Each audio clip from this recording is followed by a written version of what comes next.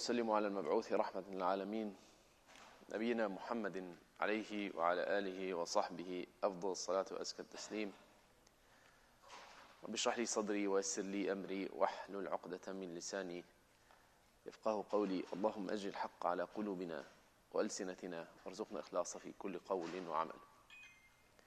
Today we continue inshallah with Surah al-ʿAʿrāf. We are in verse 127 where Allah says بعد أعوذ بالله من الشيطان الرجيم وقال الملأ من قوم فرعون أتذر موسى وقومه ليفسدوا في الأرض ويذرك وآلهتك قال سنقتل أبناءهم ونستحيي نساءهم وإنا فوقهم قاهرون قال موسى لقومه استعينوا بالله واصبروا إن الأرض لله يورثها من يشاء من عباده والعاقبة للمتقين.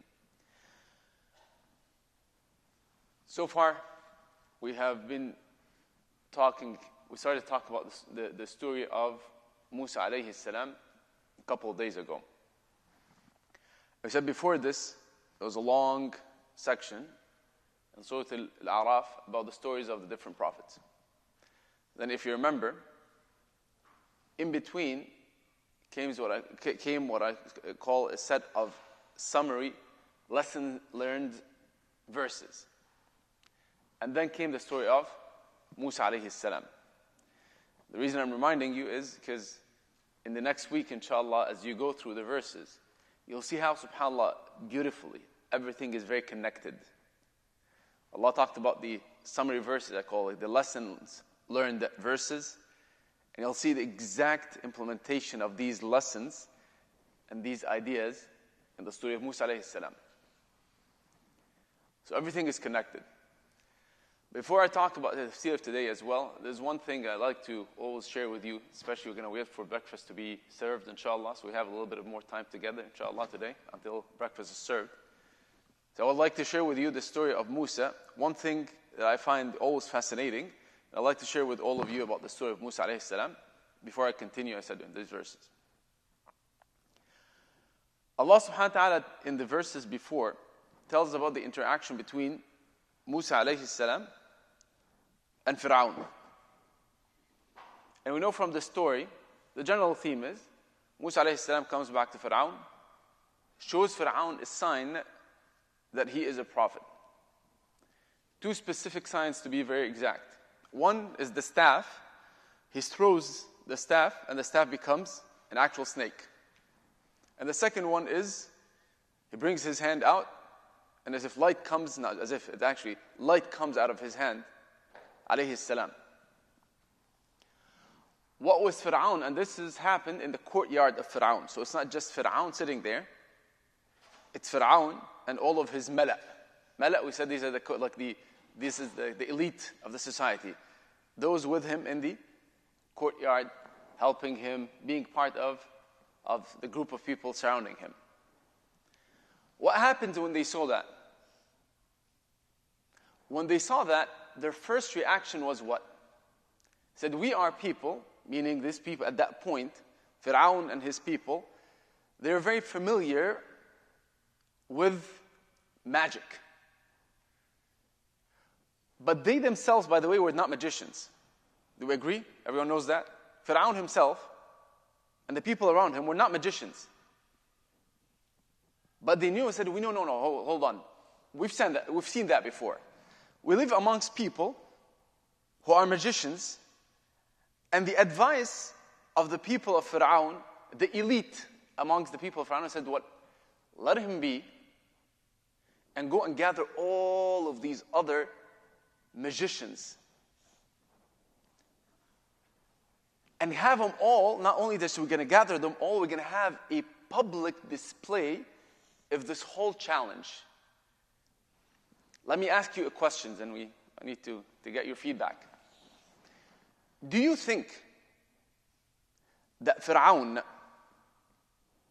and his people, we said those people around him, that gathered around him, these are the elites of the society. When they came up with this idea, said, let's go get all of the magicians. Do you think they had any doubt that they're going to be the ones who are winning this argument, basically? If they challenge Musa, they are the ones who brought it up. They said, let's get Musa, let's get all of the magicians, not just one. And we're going to have a public display of this whole thing. What do they think? What do you think they had in mind? They thought they're going to win. And that's why I said these were not magicians. Fir'aun was not a magician. The group of elites around him were not magicians. In their eyes, what Musa did at that point was what? Just another magic trick. And there's no way that this one person, Musa alayhi salam, is going to beat all of our magicians. Therefore, in their mind, the intellectual, the smart thing to do, the only thing to do, as a matter of fact, is what? Let's humiliate him in front of all the general public.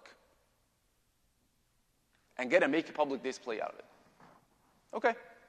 They go, they gather everyone. All of the magicians, they tell the people, come over here, we're going to sit in the middle of the day, bright sunlight, so everyone can see it. And everyone gathers. And they say, it's like, مَوْعِدُكُمْ يَوْمُ الزِّينَةِ, said that he chose a day, a public holiday, you can think about it as well. So that everyone can see it. Now we are at the scene that was been discussed yesterday, when we talked about the verses. Musa alayhi salam, standing there in the middle of this big, huge public area. All these professional magicians are there to challenge Musa. But there was a scene right before then, which these magicians, the same exact magicians, went and had a discussion with Fir'aun. They said, by the way, if we beat Musa, right, we're going to get something, right? There has to be some mechanic exchange. We're going to have some kind of compensation, right, about this, if we beat Musa. So these magicians themselves also were under the impression that they're going to go and beat Musa alayhi salam. All of these people gathered, they had no doubt, said there's no way this one man that was never known to be a magician himself, Musa alayhi salam, we're going to come and beat us all. We're very professional here. And not only that, but we're going to go now. Fir'aun was known to be like a tyrant. The magicians were not among the elite as well. They were working for Fir'aun. But now they had the guts. They had the power to go. So we have something that Fir'aun needs. Let's go have a deal with him. So they stand in front of Fir'aun and they say what? إِنَّ لَنَا لَأَجْرًا إِن كُنَّا نَحْنُ الْغَالِبِينَ. You're going to give us something, right? And Fir'aun says, yes. I'm going to certainly give you something, meaning compensation. And I'm going to make you closer to me. But we need to beat this guy. Now the day comes. Everyone from this group of people certain that they're going to beat Musa alayhi salam. And I said, this is the only thing that logically makes sense. If Fir'aun knew he was going to lose, he would have not done a public display out of it. He was certain that he's going to win. Gets everyone. The magicians, they start throwing their staffs, throwing everything. And now even Allah subhanahu wa ta'ala tells us, in other verses says, فَأَوْجَسَ فِي نَفْسِهِ خِيفَةَ مُوسَى. When Musa alayhi salam saw the magicians throwing the staffs, what did Allah subhanahu wa ta'ala tell us about the status of Musa? How was his demeanor? Musa was not a magician. Alayhi salam. He was not a magician. He didn't know what was going on. For him, he saw the staffs become what? Actual snakes as well. In his mind, he knows that his staff becomes an actual snake. But Allah subhanahu wa ta'ala tells us in other verses, يُخَيَّلُ إِلَيْهِ مِنْ سِحْرِهِمْ أَنَّهَا تَسْعَى.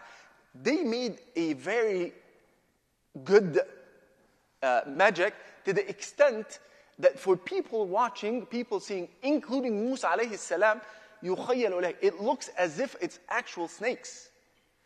And not only that, but Musa goes the next step, which is what? He actually starts getting scared, but internally. Allah tells us about what's happening inside. فَأَوْجَسَ فِي نَفْسِهِ خِيفَةً مُوسَى. There's a little bit of fear in this Musa's heart. Because Musa is not what? Is not a magician. He could not tell that he thinks that this is actual looks. But he kept it to himself. He did not publicly come this. And Allah subhanahu wa ta'ala gave him the command, said, you throw your staff and see what happens. Musa alayhi salam throws his staff. What happens? We know. He beat them all. His staff is able to kind of get rid of, okay, some people say eat it, but it's a clear win for Musa alayhi salam. Pause here for a second. We know what's the next step, which is the verses right before. فَأُلْقِيَ السَّحَرَةُ سُجَّدًا. All of these musicians that were just yesterday, they're trying to conspire with Fir'aun to get some kind of reward, make sure that they have status in the community and all this kind of stuff, and they were certain that they're going to win. And they were saying, by the glory of Fir'aun, we are going to be the ones who are going to be winning this. All of a sudden, now, they're overtaken by the power of what Musa alayhi salam showed, which is not magic, down to the ground in prostration. All of them. What do you think is happening amongst these people? Sometimes we think it's a clear miracle. Would you agree? Clear miracle. Why didn't everyone sitting there in this public arena believe? That's a question, actually. Everyone now, we said the whole community, not the whole country, but the whole community was gathered, public display, everyone is coming to see. And not only did they see Musa's staff beating all of the others, so they can see with their own eyes. So even if, in their minds, even if his magic, there's a magic, everyone clearly understands that Musa's magic, we're not saying it is, but I'm saying even just for the public, Musa's magic is much stronger, that he beats all other magicians by himself. But the reality of the matter is what? The magicians themselves understand that this is not magic. This is not magic. That's why the reaction was not, oh, we were defeated. The reaction was what? We believe. The reaction was like, no. We know that well. We are the professionals. We do that for a living. This whole magic thing, we do it for a living. This is not magic. This is something beyond magic. That's a real thing. Therefore, their reaction was what? Go down in prostration, belief. We believe in Allah, we believe in the Lord of Musa and Harun. These are the professionals. It always stopped me at some point. They say, but hold on. Everyone else, including Fir'aun, can see that as well. Allah did not tell us that the rest of the community believed. As a matter of fact, they did not. Some people believed, yes. But you can see the argument now. Fir'aun on the spot, he saw that he was defeated. But already his reaction was, is like, oh, hold on. There's no way this one man defeated all of these magicians. My whole plot, and it's not just his plot, this is the elite of the society. This is the whole cabinet of Musa, all decided that this is the best way forward to beat Musa and to kind of close this door from the beginning. Not to allow Musa to have any form of da'wah or calling to his path, the path of Allah subhanahu wa ta'ala. So this is the best way to do it. Now he's seeing that his plan completely destroyed on the spot. And the only thing he can react with is, oh, hold on. That doesn't look right. This is a conspiracy. You guys, meaning the magicians, plotted this together with he has to be your higher magician. He has to be kind of your boss. You guys plotted this together. That's the only way that this works out. And for that, I am going to punish you all. The point I wanted to make all of this is what? I said, I'm giving you what the story looks like. Because sometimes we read through the verses, and we, alhamdulillah, as Muslims and believers, we believe in these verses. We say, oh, mashallah, yes, we know that this happened exactly for a fact. But this is the way that happens in every other prophet as well. Some people are able to see the miracle for what it is. These are the people who have the knowledge, the correct knowledge. And when they have this level of knowledge, when they saw it, meaning in this case, what was the knowledge about? Was about sihr, was about magic. So the real professionals understood that, and their immediate reaction, they were overtaken by the power of what they've seen, understanding that it is a miracle, it's not magic, and they went down in prostration. Whereas the rest of the community, unfortunately, did not have this level of knowledge. But they should have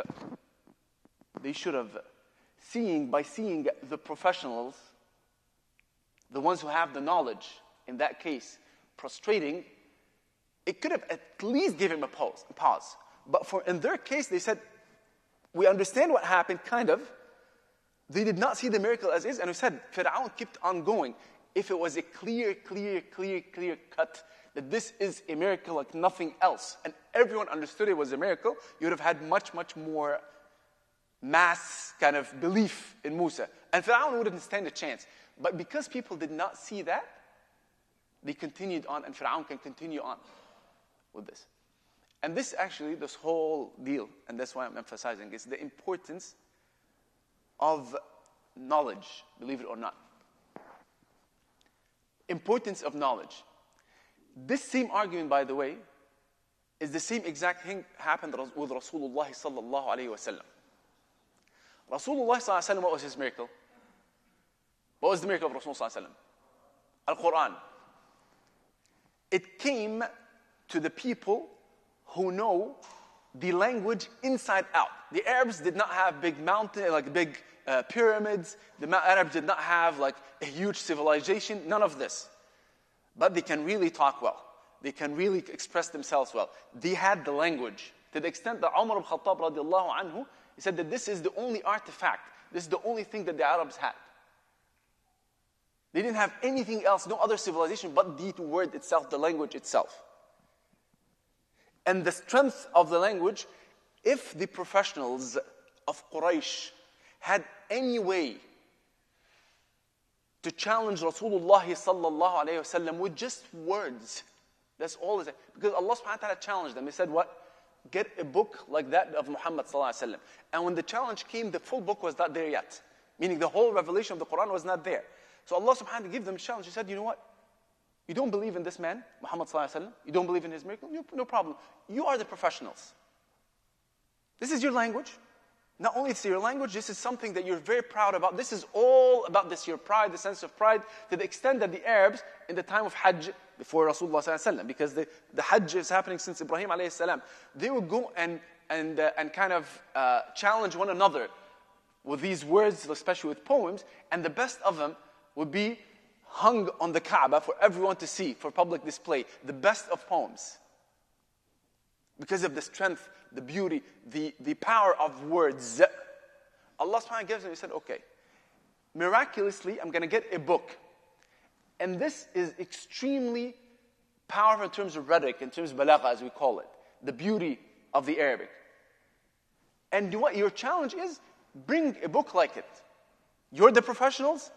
If you want to beat Muhammad sallallahu alaihi wasallam, that's your best bet. They can't get a book like it. And it's still in the beginning of the Risala. I said, no, the whole book was not there. I said, no problem. Allah subhanahu wa ta'ala lowers the challenge. He says what? 10 surahs? 10 surahs is good enough. Get 10 surahs from like this. With this power of rhetoric, with this 10 surahs. They could not get 10 surahs. Allah subhanahu wa ta'ala lowers the challenge. He said, just فَأْتُوا بِسُورَةٍ مِّن مِثْلِهِ. Just one surah. Just one surah like the Quran. The professionals of the Arabs that used to brag about how strong their language is, their use of word, their rhetoric, nobody can stop in front of none of them was able to bring something that challenged the Quran. And they chose to fight Rasulullah sallallahu alaihi wasallam. They chose to kick Rasulullah sallallahu alaihi wasallam outside of Mecca. They chose to sacrifice their own kids in war, but not to get just something to challenge Rasulullah sallallahu alaihi wasallam. It could have been easier. If they brought anything that is of that strength, that tells you that this is the miracle. Do you and I, I'm talking about myself first, do you and I sometimes recognize this miracle for what it is? And the answer for me is a lot of times not really. Why? Because my Arabic is not very strong. Our Arabic collectively might not be as strong as those of Quraysh, and not just Quraysh. We're talking about Quraysh, but all of the Arab tribes. As a matter of fact, some of them outside the Quraysh, outside in like the Badi, as they call, like in the desert and so forth, they would have a stronger tongue, stronger Arabic language. They would be much more eloquent, much more. And they recognize this. But you and I sometimes, we do talk, and I'm telling you about our children as well, we talk about the miracle of the Quran. And when I asked you, so what was the miracle of Rasulullah sallallahu alaihi wasallam, we all agreed. We all agreed. It is the Quran. The professionals already agreed that it's miraculous and they could not challenge it. And that's a historical fact. They said if they would have challenged it, it would have been over. It would have been easier, much easier. Rasulullah ﷺ for 13 years in Mecca was on the weaker side, even within Mecca. Meaning what? He couldn't, sallallahu alaihi wasallam, again, protect sometimes himself, his people, his companions, very few of them. If they just had anything to challenge the Quran, they would have brought it up. They did not. For 13 years. And even when he went to Medina, still the challenge is on. They were not able to bring anything to challenge the Quran. It is a historical fact that the Quran was put in front of them as a challenge, and they were not able to get anything on the same strength of rhetoric. So the professionals already, same thing as Musa alayhi salam, did the sajda, did the prostration, believe. Not believe in that sense, the professional already proven that they cannot defeat the miracle of the Quran. And sometimes you and I now, we just need to follow sometimes what happens. Like they said, that now we knew that happened, historical fact. Even if I don't have or understand the beauty of the language of the Arabic, language of the Quran, I know for a fact it's a miracle. For a fact, 100 or 1,000%. That because the professional is not able to get it. And my Arabic is not strong enough at that point for me even to challenge. Or anyone for that matter. And it's still, by the way, the challenge is still on. Till the end of the day. But I doubt that anyone with the sane mind, reading the Quran and having any knowledge of the Arabic language, nowadays will be able to challenge it. But I say the challenge is still on. 1,400 years after the fact, nobody's able to get something close to it. It's just one surah. Just one surah. With the strength. But someone professional has to say, oh, whoa. Yeah, this is not the same thing. Okay. I wanted to make that clear for all of us. We said, a lot of times, I feel when we talk about the miracle of the Quran, sometimes we miss this point. Which is, the professionals have already said their word a while ago, and the challenge is still on. Even if you and I do not understand it, it's the same equivalent of Musa alayhi salam and his people. The professionals of his time prostrated directly, in full belief and awe of what they have seen, which is the real miracle. Even though the people around them might have not fully understood the strength, the gravity, the amazement, the awe of the miracle. And that's why they continued on afterwards. It could have been a done deal, done, over. But it continued. And it continued for a while now. The challenge between Musa alayhi salam, Fir'aun and his people. And this takes us to the verse now. After this happened, we said we would have assumed it's over. Musa clearly defeated them with the miracle of Allah subhanahu wa ta'ala. But to continue on, Allah subhanahu wa ta'ala says what? وَقَالَ الْمَلَأُ مِنْ قَوْمِ فِرْعَوْنَ أَتَذَرُ مُوسَى وَقَوْمَهُ لِيُفْسِدُوا فِي الْأَرْضِ وَيَذَرَكَ وَآلِهَتَكَ قال سنقتل أبناءهم ونستحيي نساءهم وإنا فوقهم قاهرون. Said the chiefs of Pharaoh, of Pharaoh's people, prostrated after this incident happened. And they've seen that they were defeated. Said, are you going to leave Moses and his people free in the land to spread corruption and to abandon you and your gods? His response, what? We will kill their sons and keep their women alive, and we will completely dominate them. Something very interesting. First of all, we said it's the same group of elite around Fir'aun, now going back with a new advice. Said, oh, well, we were defeated, but you can't just let it go. You need to do something about it.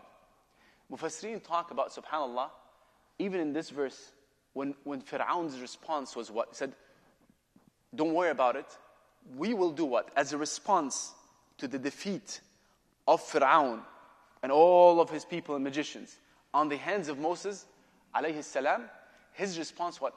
We're going to start killing the children of Bani Israel. Something very interesting here that is missing out of this verse. Did you hear anything about Musa alayhi salam? Personally? Did you hear anything in this verse? He said what? Did you hear anything about Musa alayhi salam? He didn't say we're going to go and take Musa, put him in prison, we're going to torture Musa. The Mufassirin say Fir'aun was scared to death at that point of Musa alayhi salam. He could not touch him. He could not get closer to him. To the extent that the people, his elites saw that. And now they're going to kind of stir the pot. Let's say what? What are you doing? we're going to lose all our privileges here. It's always this bad group of people around the ruler that starts pushing these terrible ideas in their minds. Because it's in their benefit to keep the status quo as such. Now, it's not a matter of love of Fir'aun or they really care for Fir'aun. They care about their own benefits. They care about their own privileges. So now they see Musa alayhi salam is defeating everyone. Now he is like in a higher position. Their position in the society is being challenged. Their privileges in the society are being challenged. And they see Fir'aun is actually scared. He's not touching Musa. Even though he could have. He challenged everyone. He punished everyone. All the magicians were like said, "We're gonna kill you. We're gonna put you. We're gonna cut your hands and feet and huge amount of torment and punishment." But Musa, don't touch him.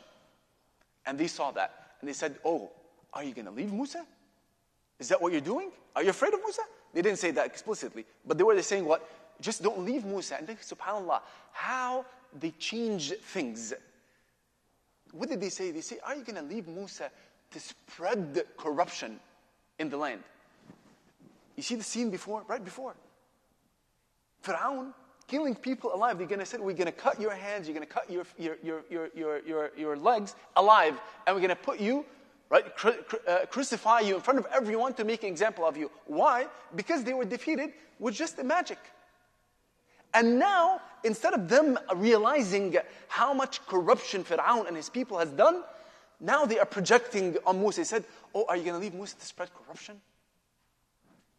Such is the example of every single prophet and every single message. They can't defeat the message for what it is. They start spreading lies about it. And that says, زَيِّنَ لَهُمُ الشَّيْطَانُ أَعْمَالَهُمْ. The shaitan tried to beautify their actions. They say, oh, you're doing well. You care for the people. This Musa alayhi salam, he doesn't care for the people. He's spreading corruption. Corruption. But that's how they frame this argument. The people of evil always do that. They don't want to tell it what word it is. They're going to say, you guys are doing this wrong. You're hurting the society. You're spreading corruption. That's exactly what they said. Said, are you going to leave Musa and his people to... And his response, Fir'aun, was what? He said, I'm not touching Musa. He didn't say it as such. But he said what? He said, but we're going to go back to the old policies. Remember these policies where we used to kill the children? And then we're going to go and we're going to leave the women alone. And this is by itself, it's a huge also type of punishment. We said we're going to kill basically all the males, and we're going to keep the women alive. And when the women are alive, unfortunately, again, now we don't have a family structure. He's trying to destroy the whole family structure in its own. Because now, if you don't have men, you cannot get married, you cannot have a family, right? The women outside now, they're going to have to work for Fir'aun or the people as such, the Fir'aun and his people. So he's kind of completely destabilizing the whole Bani Israel family structure with this. But this is his response. And they said, we're going to defeat them, they go back to what? To power and to tyranny and so forth, instead of having an actual argument or winning on the basis of the message itself. No. We're going to use brute force and power to get this. So that's the response of what? Of the people of Fir'aun and his people and the elite. Allah tells us another response. Right after, this is kind of the response to the incident that I just mentioned, the whole miracle of Musa alayhi salam. The second response comes from Musa alayhi salam. When they heard that, and they heard Fir'aun already making all of these big threatening everyone from the magicians and everyone else who believes in Musa, they heard that already in the public square, but now the news reaches as well that this is what the elites have been pushing down the court of Fir'aun, and Fir'aun now puts back these policies of killing the children, slaughtering. This is the word نُذَبِّحُ. And sometimes in this one, سَنُقَتِّلْ, or this we're going to kill, or we're going to slaughter the kids or the children of Bani Israel. Musa alayhi salam, his response to his people was what? He said, قَالَ مُوسَى لِقَوْمِهِ اسْتَعِينُوا بِاللَّهِ وَاصْبِرُوا. He gave him two beautiful advices. He says, Musa alayhi salam, he told his people, seek Allah's help and be patient. اسْتَعِينُوا بِاللَّهِ, then put your reliance on Allah subhanahu wa ta'ala. Put your trust in Allah subhanahu wa ta'ala. This is not going to be easy.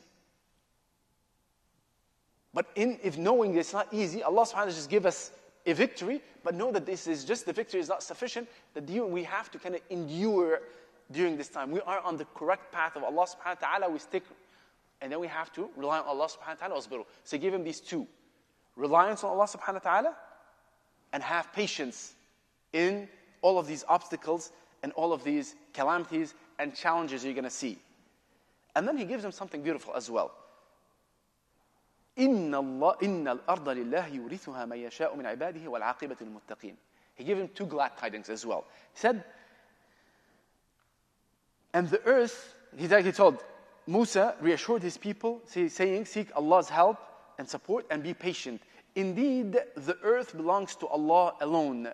He grants it to whoever He chooses of His servants, and the ultimate outcome belongs only to the righteous. So the two glad tidings is what? He said, he's giving them glad tidings. He said, this is the land of Allah subhanahu wa ta'ala. All the stuff that you see Fir'aun and his people, is like, don't get caught in I call the sparkles of dunya. You see them all, they have the palaces, they have this, they have that, they're defeating us, they are punishing, they are. Allah. Musa alayhi salam said, no, go back to Allah subhanahu wa ta'ala. Know that all of these things that Fir'aun and his people actually own or control, they all belong to reality and to Allah subhanahu wa ta'ala. And Allah subhanahu wa ta'ala can choose whoever that can inherit that. Allah subhanahu wa ta'ala can inherit all of this that you see. Now in the weakest point, said no, Allah can take it from them and yurithuha, can make it inheritance to someone else. He didn't tell him it was you, but it was a glad tidings for you. And then he kind of puts a rule, but it's a glad tidings. He said, وَالْعَاقِبَةُ لِلْمُتَّقِينَ. And the ultimate goal, al-aqibah is the end of anything. Al-aqibah is the end of any matter. That's al-aqibah. But subhanAllah, if you see it in the Quran, if the word al-aqibah comes with this alif wa lam, the definite the aqibah, the final, it's always positive. Meaning that the end is going to be getting better than the beginning of the matter. Okay? We said al-aqibah, the word aqibah means the end of anything. But when it comes with this alif wa lam, the definite term, like the definite, what's the pronoun? It's alif lam, like the aqibah, alif, tarif, yes, but I don't know what's in English. Article, the definite article. The definite article, know that this has a positive connotation, it has positive meaning, subhanAllah, in the Quran. So when he said, wal-aqibah, means the good ending, not just the ending. And the good ending is not for anyone but those who are righteous, muttaqeen, they have taqwa of Allah subhanahu wa ta'ala. So it's something to kind of give them the glad tidings. If you stick with that, have taqwa, Allah subhanahu wa ta'ala is going to give you the belief. The last response, we talked about the response of Musa and his people. Of Fir'aun and his elites. We talked about the response of Musa alayhi salam to this incident. Now the last response comes from who? From Bani Israel themselves. Allah subhanahu wa ta'ala tells us in 129, قَالُوا أُوذِينَا مِن قَبْلِ أَن تَأْتِيَنَا وَمِن بَعْدِ مَا جِئْتَنَا. So the people of Musa alayhi salam, when they responded to that, said what? They complained that, they said, we have always been oppressed. As a matter of fact, we've been oppressed before you came and after you came to us with this message. Not a very positive response. He's telling them, have patience, rely on Allah subhanahu wa ta'ala. Like, what did you bring for us? You promised us success and victory. We've been defeated, we've been punished, we've been pouring through this tyranny and this punishment and all of this before you came and after you came. Not a very positive response. But Musa alayhi salam did not, even though Musa alayhi salam, from the other verses that we know in the Quran, had a very strong reaction. He has a very strong personality, Musa alayhi salam. And we know the incident before he became a prophet, when there was a small fight, he literally pushed the guy, killed the guy. He was that strong. But his reaction was what? Let me stand for what's just. But he pushed the guy and the guy dies. Right? So he was strong. But subhanAllah, you see the patience of Musa alayhi salam here. They were telling him what? This is a response that you would not expect. We just had victory. They said, we, Bani Israel, we have been before you came and after you came. What did you do to us, basically? Not a very positive response for the Prophet. Musa alayhi salam, you can see the patience. He says, قال عسى ربكم أن يهلك عدوكم ويستخلفكم في الأرض فينظر كيف تعملون. His response to their objection, basically, that we have been punished and we've been through this torment and everything. Before you came and after you came, nothing changed. He said what? He replied, perhaps your Lord will destroy your enemy and make you successors in the land, and at that point, He will see what will you do with that. This actually a verse for me, I have a personal always reaction to it. A lot of us, we're always asking for success in this world. We make a lot of dua here and everywhere else. We said, oh Allah subhanahu wa ta'ala, give victory to Islam and Muslim. Right? We ask Allah subhanahu wa ta'ala, we have to ask Allah subhanahu wa ta'ala. We said, okay, ask Allah subhanahu wa ta'ala to make the word of Allah subhanahu wa ta'ala up high. Right? Ruling over everything. The path of Allah subhanahu wa ta'ala, the guidance of Allah subhanahu wa ta'ala. We want to see this guidance spread everywhere. That's part of our belief as Muslims, and part of our wishes as a Muslim, and part of our dua as a Muslim. We want to see this great success, this beautiful deen of ours, right, spread everyone knows about it. Everyone comes to the path of Allah subhanahu wa ta'ala. We want to see that, right? We always want to see that. But Allah subhanahu wa ta'ala in this verse, Musa's response to his people, he said, hold on. Allah subhanahu wa ta'ala might give you victory. He did not say for sure 100%. He just said, you know what, you're complaining now because it seems that you don't really believe in what I tell you or fully believe. I told you you're going to get success. I told you you're going to get. But he said what? No, but we didn't see anything change. Before and after, it's the same exact thing. He said, okay, hold on. You might see it. You'll see it. Maybe just wait.